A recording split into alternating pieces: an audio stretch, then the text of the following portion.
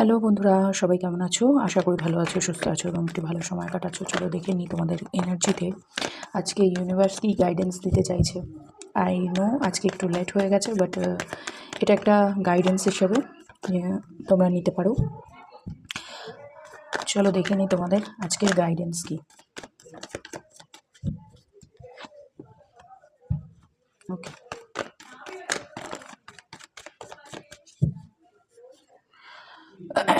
ফ্যামিলিতে কোনো রকম কনফ্লিক্ট সিচুয়েশান আছে।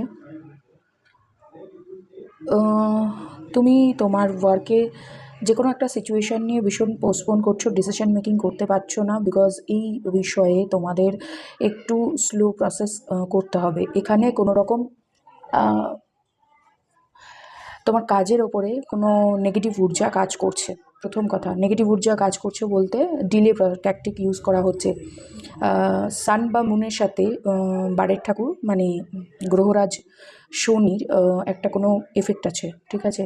বারের ঠাকুর অলওয়েজ ডিলে করে বাট পার্মানেন্ট আনার চেষ্টা করে। সেই জায়গায় বলছে যেই জায়গাটিতে তোমরা আজকে দিনে ওয়ার্ক করতে চাইছো সেই জায়গাটিতে অবশ্যই ফোকাস দাও, ঠিক আছে? অবশ্যই ফোকাস দাও। আজকের দিনে শনি ভারী বলে না, সেই রকম একটা পজিশন। কোনো একটা সিচুয়েশানকে তোমাকে ফিক্স করতে হবে এবং ডিসিশন মেকিং করতে হবে। যেই জায়গাটিতে তোমরা ডিলে ট্যাকটিক ইউজ করছো বা ডিভাইন তোমাদের হয়ে যদি ডিসিশন নেয়, তোমরা যদি সেই সিচুয়েশানে প্রচুর কাজ করে থাকো এবং ডিভাইনের ওপরে ওয়েট করে থাকো যে প্লিজ ইউনিভার্স আমার হয়ে তুমি ডিসিশন নাও, তো আজকের দিনে কিন্তু সেই ডিসিশন মেকিংয়ের জন্য তোমাকে বলা হচ্ছে ডিভাইনের তরফ থেকে যে সে ডিলে করতে বলছে, তোমাকে একটু সিচুয়েশানে হারবারি কম করতে বলছে, মানে তাড়াহুড়ো কম করতে বলছে। ইউনিভার্স তোমাদের ব্যাকে আছে। তুমি যেটাতে খুশি হবে, সমাজে প্রতিষ্ঠিত হবে বা সমাজে রেকগনাইজ পাবে, তোমাদের হিলিং, শারীরিকভাবে হিল হওয়া, তোমার সিচুয়েশন হিলিং প্রোভাইড করা, এগুলো সমস্ত কিছু করবে যদি তুমি সৎ পথে কার্যসিদ্ধি লাভ করো। অসৎ পথের মানে খুব তাড়াতাড়ি অসৎ পথে ইউজ করে কাজ না করো। তো অসৎ পথে যারা চলতে চায় তারা কিন্তু এই এই ডিভাইন ব্লেসিংস তাদের আসবেই না, বরঞ্চ ডিলেটা আরও ডিলে হবে। ওকে, তোমাদের কোনো রকম খুশির খবর যেটার জন্য তোমরা ইনটিউটিভলি ব্লক হয়ে আছো, কোনো খবর, কোনো তোমার জেস্চার, সেটা সন্তান পক্ষ থেকে হতে পারে বা ভাই, ছোট বোন বা কোনো রকম ফ্রেন্ড সার্কেল এর তরফ থেকে, মানে সোসাইটি থেকে তোমাদের কোনো ইনফরমেশন বা কোনো রকম ইভেন্ট তোমাদের করার কথা ছিল বা প্ল্যান করছিলে, বা তোমাদের ফ্যামিলি মেম্বারের যারা ছোট সদস্য তাদের তরফ থেকে কোনো গুড নিউজ আসার ছিল, সেটা কিন্তু একটু ডিলে হচ্ছে, ডিলে এবং রিজেক্টের দিকে যাচ্ছে। তোমার যে প্রসেসটা সেটাকে ডিলে করানো হয়েছে বিকজ তোমাদের ইনটিউশন ব্লক আছে। ওকে, এটা কিন্তু গ্রহচক্র ফের। আমি বলবো না এখানে কেউ নেগেটিভ ওয়ার্ক করেছে তোমাদের উপরে, এটা কখনোই আমি সেটা বলবো না। ফ্যামিলিতে কিন্তু প্রচুর চ্যালেঞ্জের মুখে তোমাদের পড়তে হবে। একটা খুশিকে, মানে খুশির দিনকে গ্রহণ লাগানোর মতন ক্ষমতা রাখে এই গ্রহর ফের।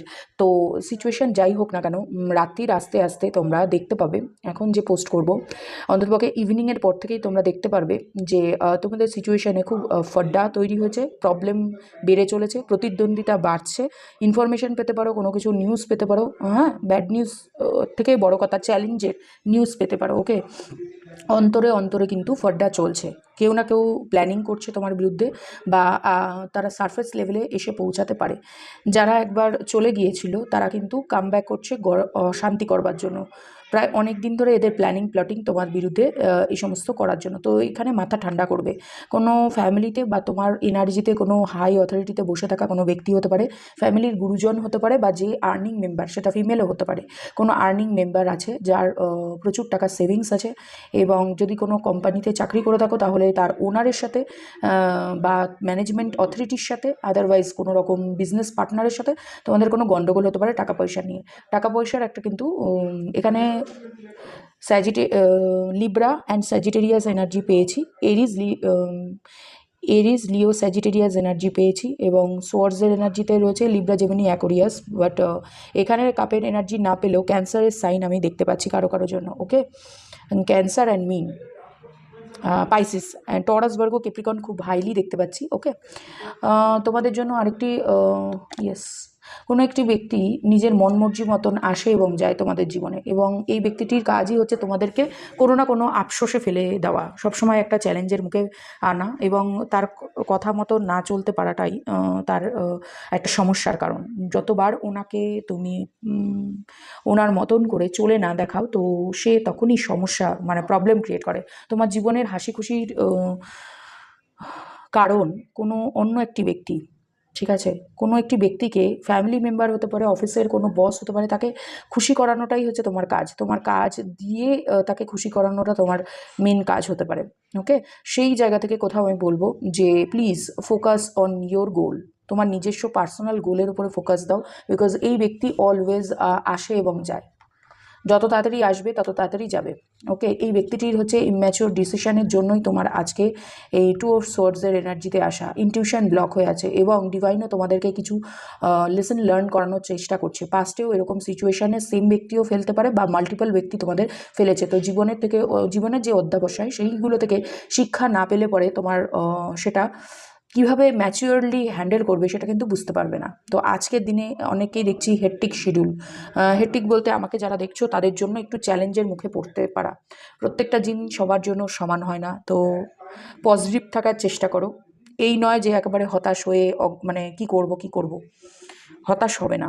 ওকে, যে যাওয়া আসা করছে রানার চেজার, তারা এগুলোই করবে, তাদের কাজই এগুলো। তাই বলে তোমরা ইনটিউশন ব্লক করবে না, নিজের কাজের উপরে ফোকাস দাও। তোমার কিসে ভালো সেটা দেখার চেষ্টা করো। ইউনিভার্স তোমাদেরকে বলছে focus on your goal, focus on your গোল। তোমার খুশি তোমার উপরে থাকা উচিত। অন্য কাউকে খুশি করতে গিয়ে প্রচুর লোকের চ্যালেঞ্জ, মানে এই ব্যক্তির জীবনে মাল্টিপল লোক থাকতে পারে, যা ফ্যামিলির যারা হেড হয়, ঠিক আছে, তাদের তো অনেকে থাকে আশেপাশে, আত্মীয় স্বজন, নিজের স্বামী স্ত্রীর সম্পর্কেও তো অনেকে থাকে এবং বাচ্চা কাচ্চাও থাকে। তো প্রত্যেকেই খুশি করার চেষ্টা করে এই ব্যক্তিকে।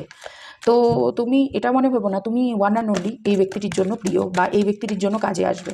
সো যেটা হচ্ছে না সেটা ছেড়ে দাও, সময়ের সাথে সাথে সব ঠিক হয়ে যাবে। আদারওয়াইজ যার মুভ অন করা তার এমনিও মুভ অন করবেই। তো এতটাও মাথা ঘামাবে না এই ব্যক্তিকে নিয়ে। এই ব্যক্তিটি yes, within the next few months এর মধ্যে তোমরা বুঝতে পারবে এই ব্যক্তিটির আসার কারণ কি। এই ব্যক্তিটির আসার কারণ কি তোমরা বুঝতে পারবে।